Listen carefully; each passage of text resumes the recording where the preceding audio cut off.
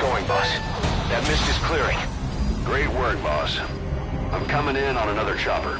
Get Code Talker to the LZ and wait there.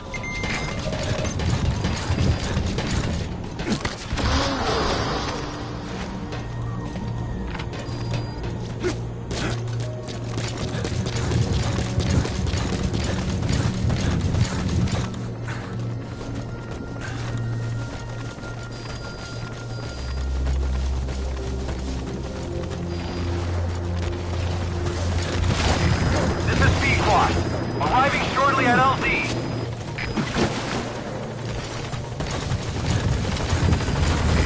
This is Pequod. Have arrived at LZ. Will stand by.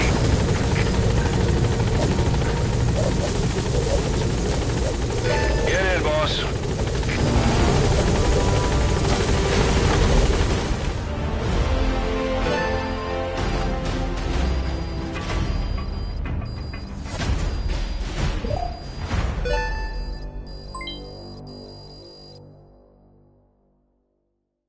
Mission complete, boss.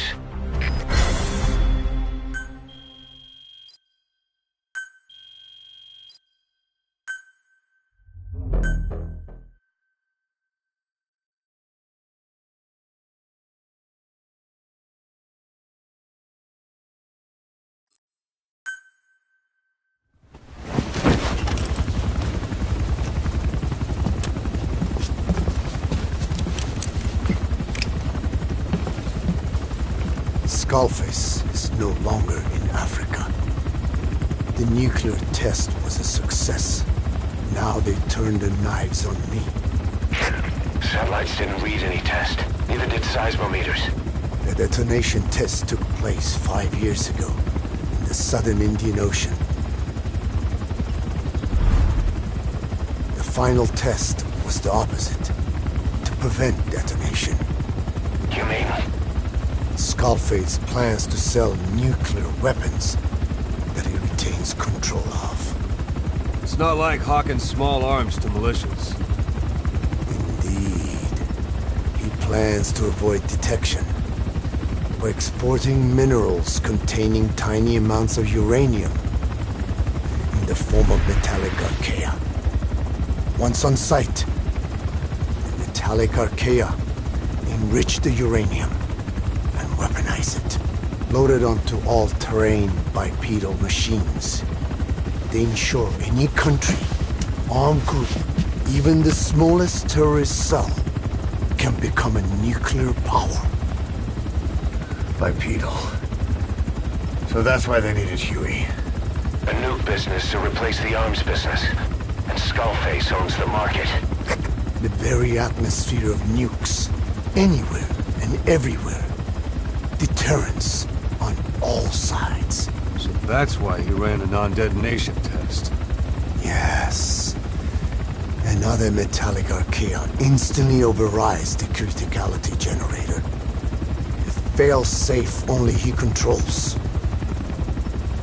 Any such weapon can be deactivated whenever he chooses, regardless of who owns it or their intent to use it.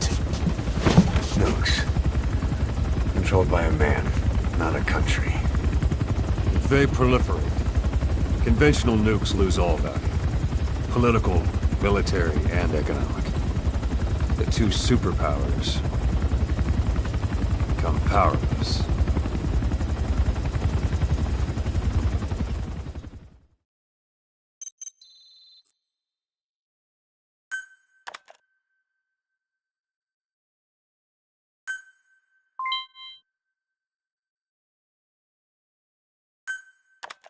The R&D and medical teams have come up with a proposal for a new suit that applies Code Talker's research, the Parasite suit. Apparently, it can recreate some of the Skull's unusual abilities. But in order to use those abilities, it needs parasites. If you want to wear this suit, you're going to need to get a hold of parasites by extracting skulls.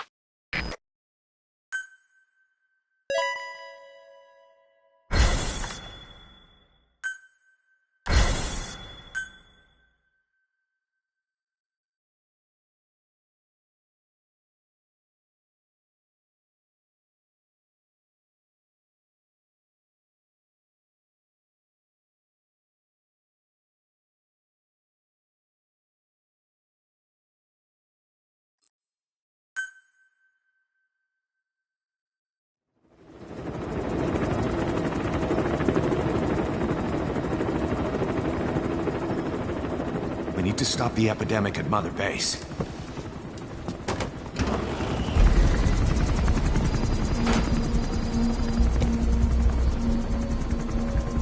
About the pathogen spreading through Mother Base, what's your opinion?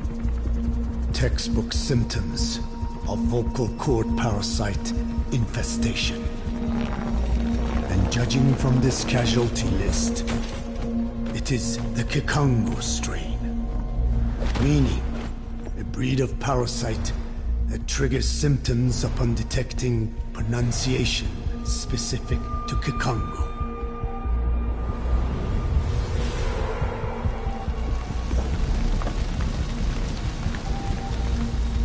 So how do we keep them from becoming symptomatic? Use this. A type of Wolbachia, introduced to a sample of the parasite. A parasitic bacteria that colonizes the parasites, turning male to female and preventing copulation. We must cultivate more.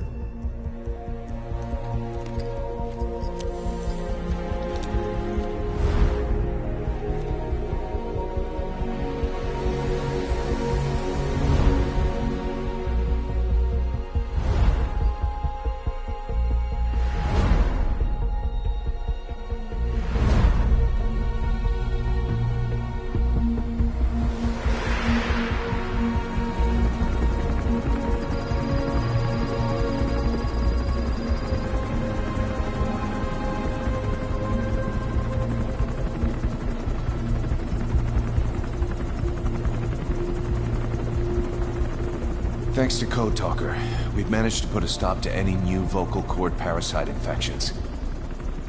We couldn't save those already symptomatic, but everyone who survived has been released from the quarantine platform.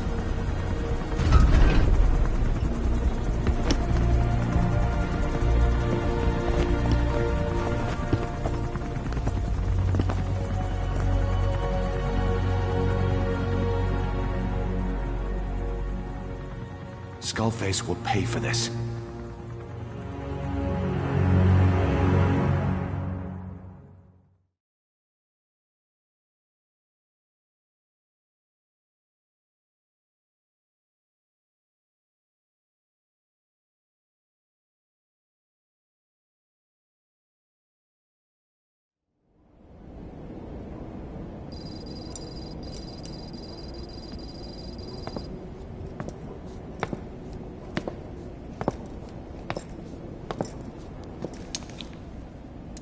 Again with the truth serum?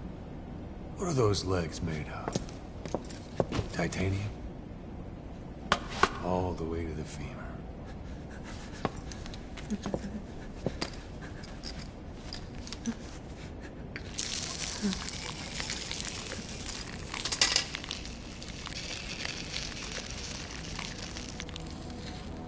Metallic archaea. Sahelanthropus. Where is it? What? We have to know before his plan is complete. Sahelanthropus is the final piece. What are you talking about? If the Soviets break out a mobile, controllable nuclear weapon, East-West relations will be right back at the Cuban Missile Crisis. The Cold War returns to life as countries without nuclear arsenals line up for what Skullface is selling. Nuclear weapons proliferate overnight, and on the brink of annihilation, the world maintains its balance. But we know this is all just a shield, a ruse. The cleansing parasites are what matter most. A WMD to eclipse even nukes, and the only one that can still be used. Skullface is the world's greatest threat, and Zero's. The pieces are in place. All that remains is to unveil Sahelanthropus in Afghanistan. They can't activate it without me.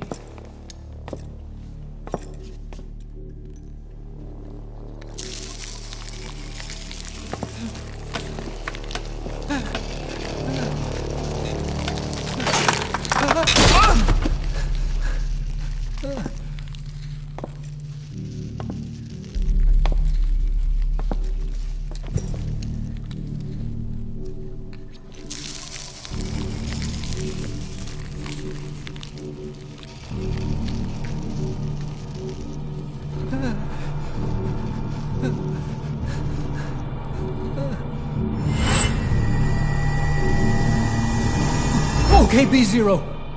Sahelanthropus is beyond the Soviet base camp, in a lab built by the Soviet philosophers. That's what you're looking for. But I have no idea how he's controlling it. It wasn't designed to accommodate a human pilot.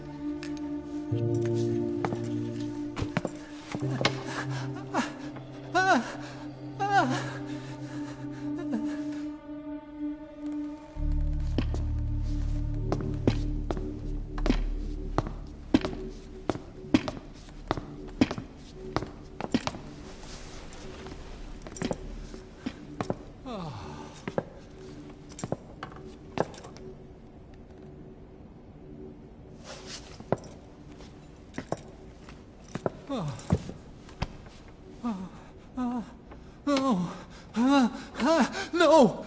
No! Wait!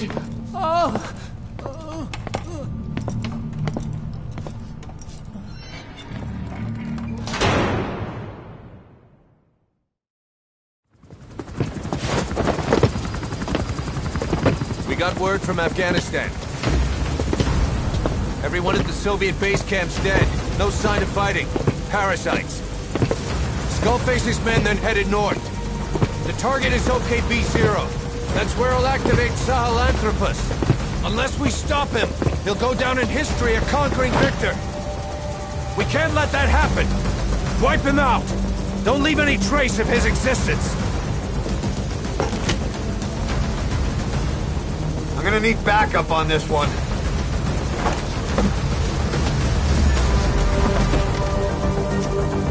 You'll rendezvous on site.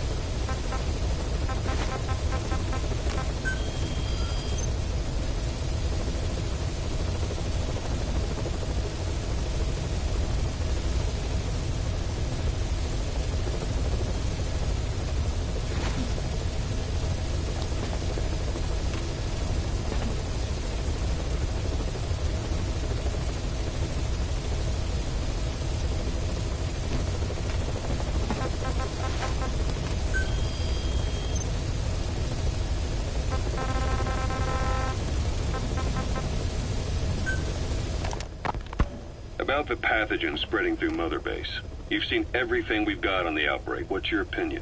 Textbook symptoms of vocal cord parasite infestation. And judging from this casualty list, it is the Kikongo strain, meaning a breed of parasite that triggers symptoms upon detecting pronunciation specific to Kikongo. So our Kikongo-speaking staff are at risk? Quite so. He's right. All the victims do speak Kikongo. So they can survive if they just use another language. There is no guarantee. You're only dealing with the Kikongo strain. Other language strains may be present. You well know he was teaching them languages from all over the world. The Devil's House. Nzoya Badia Bulu. There is no way to know how many strains he has at his disposal. So how do we keep them from becoming symptomatic? You mentioned using microbes. Use this. A type of Wolbachia. Introduced to a sample of the parasite. Wolbachia? A parasitic bacteria that colonizes the parasites, turning male to female and preventing copulation. You must cultivate more. What have you done with the infected bodies? Cremated to stop the spread of infection. But we did keep a few for study. Good. Take this sample, grind it to a pulp, and introduce it to the larvae now nesting in the dead. The Wolbachia will multiply rapidly within those larvae. They're soldiers, not some petri dish. Conventional cultivation methods will take too long. Extract the Wolbachia from those larvae and vaccinate your men. Kikongo speakers first. This is the fastest, surest way. No one is to speak a word of Kikongo until the Wolbachia are safely inside them. I will instruct your medical staff in detail on site. You have the appropriate facilities. Yes, but do not worry. I made a pact with your Bit de Holone on the honor of the Dene. I speak no lies. Keep an eye on him. Will do. Follow me. I'll take you to the medical team.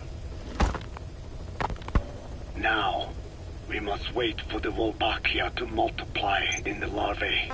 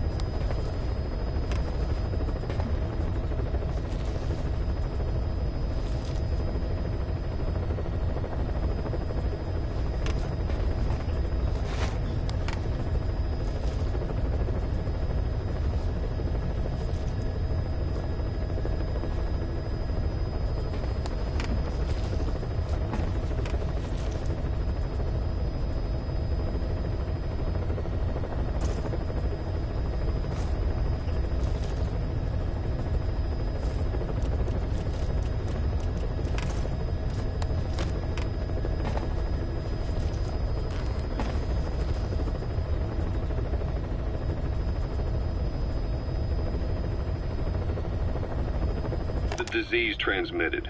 If it's carried by insects or rodents, then... There is no intermediate host. So... The vocal cord parasites lay their eggs in the larynx of the host. Most hatch and migrate to the lungs, but some are transported to the mouth through ciliary movement, mixing in with saliva. Saliva. Droplet transmission. Sneezing, coughing. Any food or water containing infected saliva. It would spread fast. Indeed. And when the larvae migrate to the lungs, symptoms can resemble the early stages of a cold, making it easy to infect others. Meaning a simple conversation would be enough to pass it on. Alright, so what happens after the larvae migrate to the lungs? It is as I said before. They mature by feeding on alveolar tissue. It is only then that noticeable symptoms appear in the host. And by that point, it's too late. He's infected everyone else. It's one hell of a weapon you've created. That is what Blag Anna wanted. Something that would spread easily. In truth, he's not the reason. But we will discuss that another time. The Walbakia have multiplied. We're preparing to extract them and begin vaccinating. But is this really the only way? Sure, it'll prevent infection, but the cost? You would rather remove their vocal cords? No. Tactical communication's the linchpin of what we do. What if we were to ban the use of Kakongo? Insufficient. First, there's no guarantee that only the Kakongo strain is here. Second, there is the matter of how the parasites lay their eggs. Before they can copulate, they must be exposed to the pronunciation of a specific language for a period of time, like a container filling with water. But the duration between when the container is full and when the copulation actually begins varies from case to case. In other words, even if the infected stop speaking as a countermeasure, it may already be too late. The only true solution is to prevent copulation through the Wolbachia, or by physically removing the affected tissue. Do any antiparasitics work? It sounds as though you have already tried. Yeah. We tried every one there is, and nothing. I have yet to find a medicine that can remove the parasites.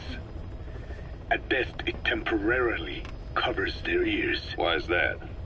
Because the parasites are companions to us. To remove them inevitably harms the host. Companions? More than you think.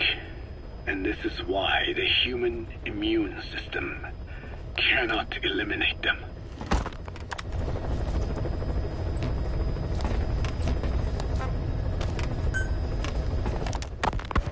We've inoculated the staff with Walbachia to keep them from becoming symptomatic.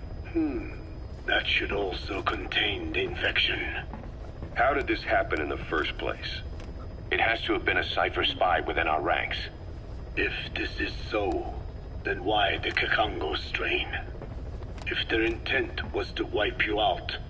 Skullface said the remaining English parasite was close to the boss. If this latest strain was his doing, he wouldn't have tipped his hand. It is possible someone brought eggs onto the base without knowing. Stuck to their shoes, clothing. Well, that makes the most sense to me. And where did the eggs come from? You mentioned that your boss visited Nzoya Badiopulu. Sure, but his gear's disinfected immediately upon return. Then he was not the carrier. And not just the boss.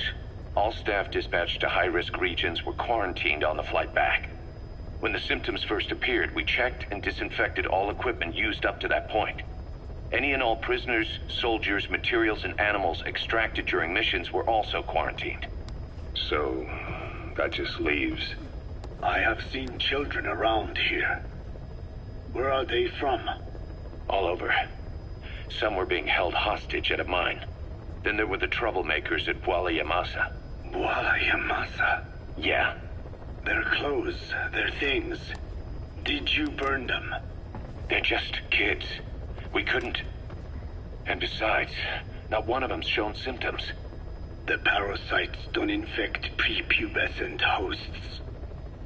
Their vocal cords are not fully developed. Well, if infection doesn't occur in children... It is possible they carried eggs on their clothes, and the infection spread from them. Check the kid's stuff. I doubt there is any trace left by now. But if there is, some of those kids must be close to hitting puberty. How could we have missed this? The name Bwala Yamasa got quite a reaction from you.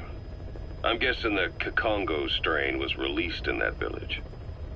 Cypher used that region to experiment with vocal cord parasite transmission.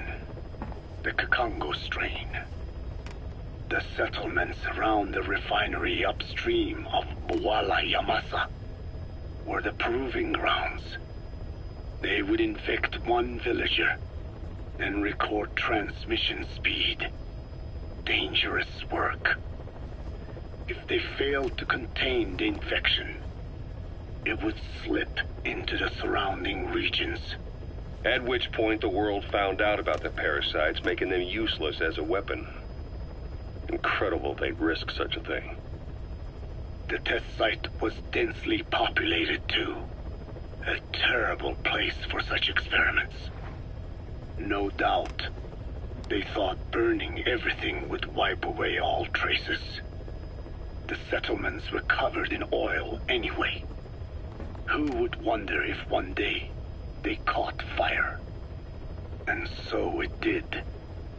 They burned it all. Living and dead. Those remains. But they miscalculated.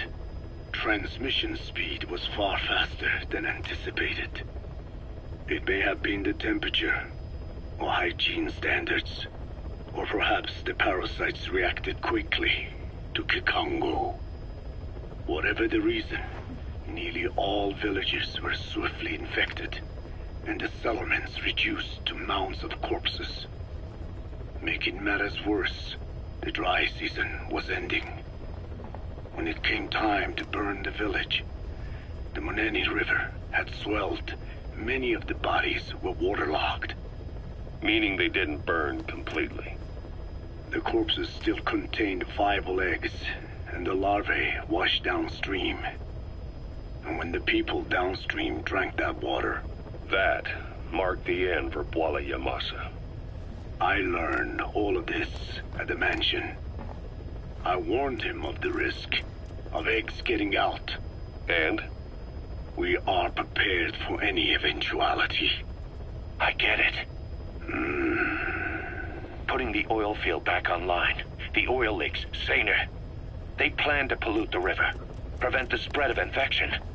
But the oil flow was stopped, and downstream the people of Masa village started using the water again. The PF soldiers deployed at the village were locals, spoke Kikongo. They were infected, and the kids survived. I've heard enough. And who stopped the flow of oil? Don't! We did. That confirms it. The source of the Kikongo strain infection was Masa village.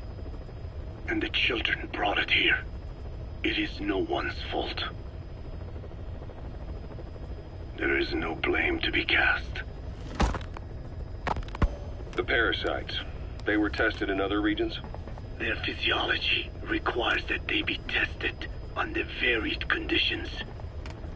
Another test site was in Afghanistan. So it was the parasites there. Both the Pashto and Tajik languages are spoken in the mountains of Afghanistan, and population density is low. Ideal testing grounds for how accurately the parasites target only the specified language. It is also relatively easy to prevent the spread of infection. And the results? The first test, I am told, was a success.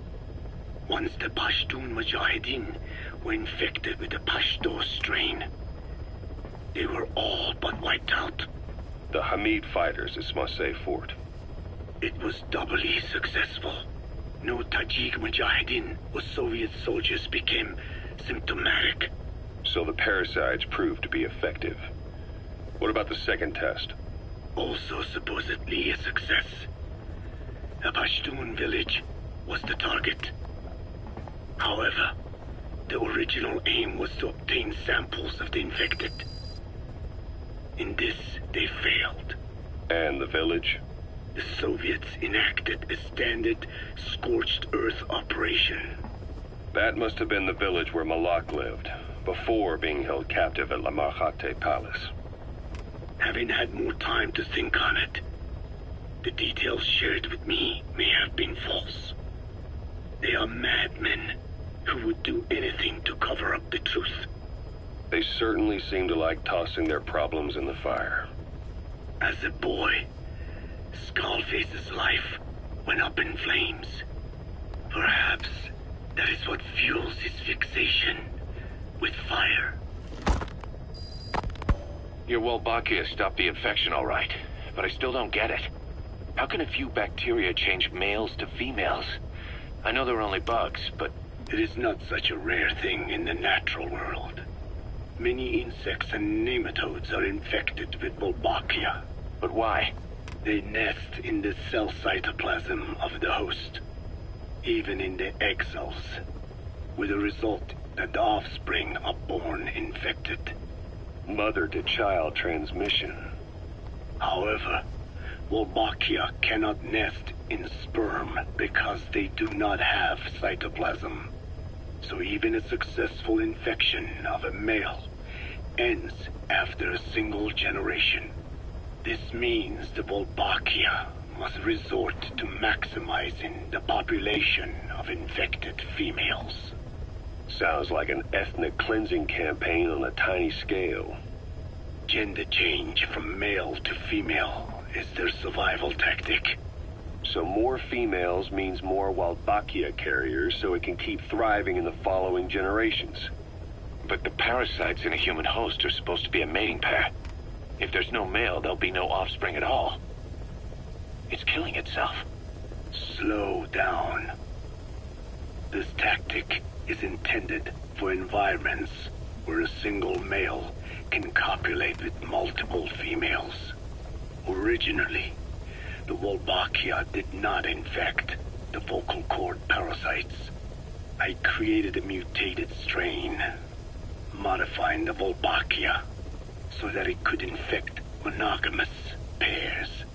The Wolbachia's greatest multiplying tactic, the male-to-female change, worked against itself in the monogamous parasites. Just as you said. Then I performed repeated selection of Wolbachia strains until I achieved 100% certainty of male-to-female conversion. Creating female-female pairs, unable to reproduce. And you say the Wolbachia affects the host of the host, that is, us, cutting off our means to reproduce? It is almost certain. Of course, we will not turn female. After all, mammals possess no natural gender-changing function. But some Wolbachia strains can cause cytoplasmic incompatibility in the host. Is that some cell deformity? Put simply, it means the altered sperm of infected males kill the female's egg on contact. And that's happened to us? Yes. And yet, what occurs in humans is not just simple CI. To date, there are no cases of Wolbachia affecting humans. The fact that this strain causes this effect, is it the vocal cord parasite's affinity with humans? I do not know enough to say for sure. So the parasite warps the host. Reminds me of what Skullface said. It is the way of all organisms to create their own optimal environment. Just look at you and this base. Organisms that cannot do this are doomed to extinction. The difference with parasites is that their environment is another organism. That creates a connection between life and life. Parasitism, symbiosis, or death.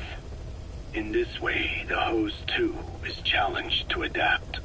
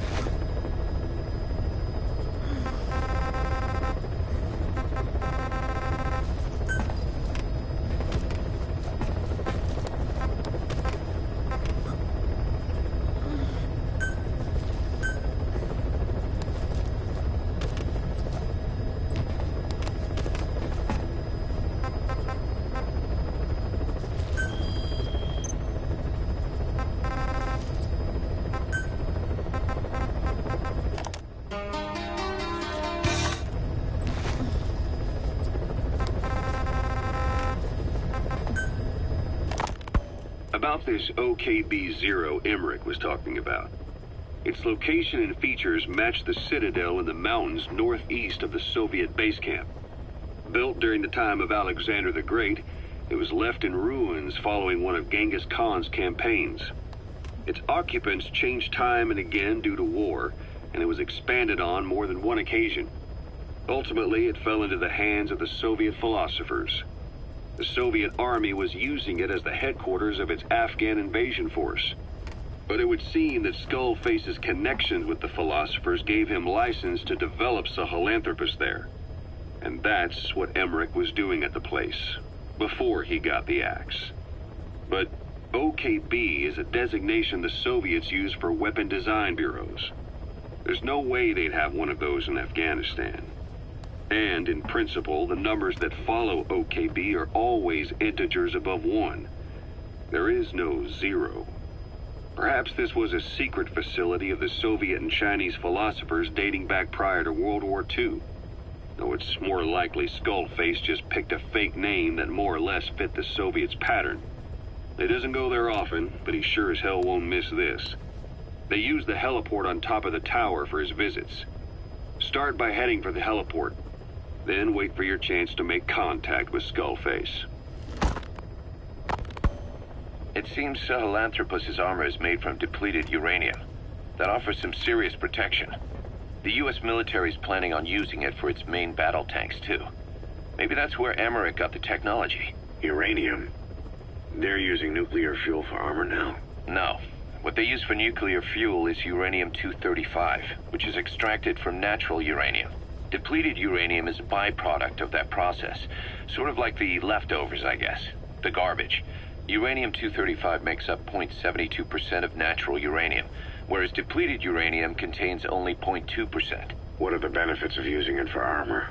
It's a pretty short list. Uranium's a heavy metal, like lead, meaning it can hold a greater amount of kinetic energy. But it also boasts a hardness closer to tungsten. That makes it an ideal material to use for, say, armor-piercing ammunition penetrators. But it's not the best choice for armor. Its volume is less than that of ceramics, but for an equal weight, you could end up with less protection. So why use it then? According to Emmerich, it came down to him being unable to source ceramics technology from a manufacturer.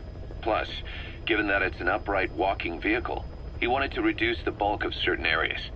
Despite all that, depleted uranium still makes for some tough armor, and Emmerich says it's been proven in live fire tests. It stops most Soviet tank shells.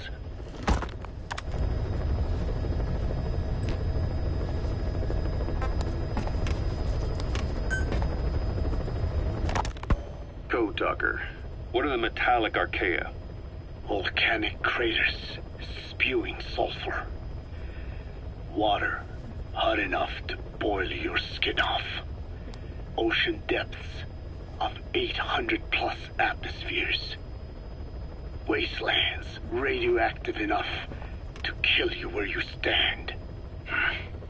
There are groups of organisms that survive despite. No. Because of living in such environments. I've heard about them. Extremo... something.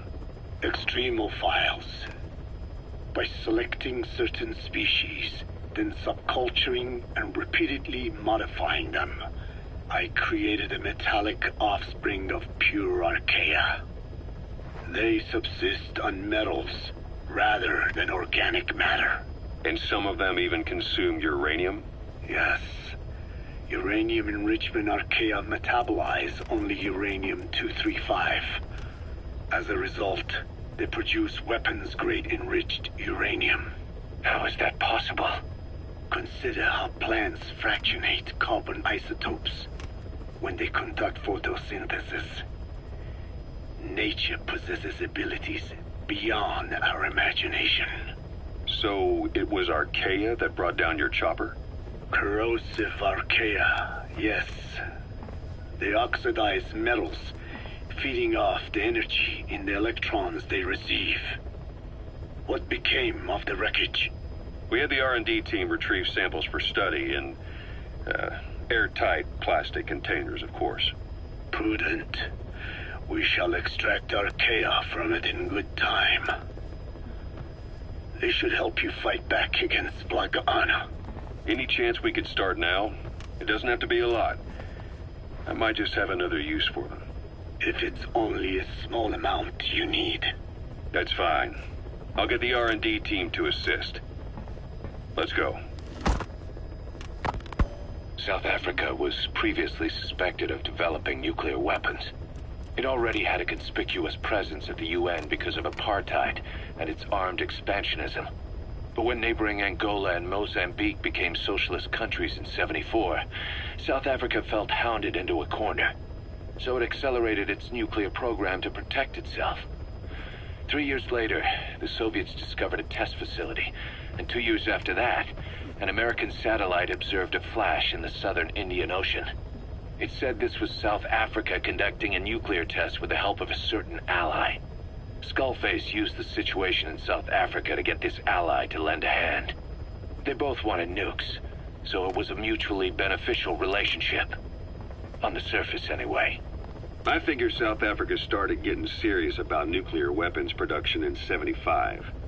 In '74, the government was still able to get by with bluffing that it had a nuclear arsenal. But the year after, word spread that an independent armed group in the Caribbean was crushed by Cypher for possessing a WMD. That's right, boss. What happened to you and your men was the reason South Africa decided to push ahead with nuclear development. A force independent of any country getting its hands on a nuke. That was a threat to the existence of countries everywhere. It wasn't just South Africa. Your presence pushed a lot of countries to get nukes. The world was scared of you. You were a threat to more than just the Cold War. If nations are gears in a machine, you had the power to smash them loose and watch the whole world grind to a halt.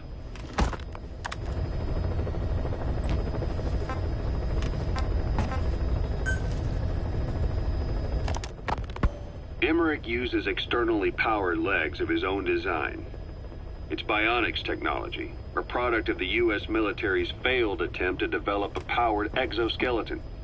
All the wearer has to do is apply a little force, and the actuators continue the movement in that direction.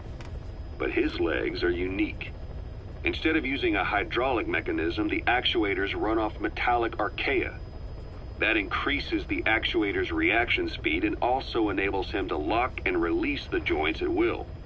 The legs are a nifty little gadget, but they have two clear weaknesses. First, they're dependent on external power, maybe because he built them knowing he couldn't leave his lab. There's no internal battery. That's why they won't work if they aren't plugged in. Second, and this is more than just a weakness, the legs are directly connected to his bones. Could be to minimize signal loss and the orders output to the legs and the drive response from them. Either way, Emmerich has used bolts to attach load-bearing parts directly to his femurs, probably by mimicking surgical treatment for compound fractures and the like. But the end result is those legs and his body are fused together, and that appears to be how he's able to move them so precisely. But that also means that any shock to the legs would be delivered right to his bones by way of those bolts.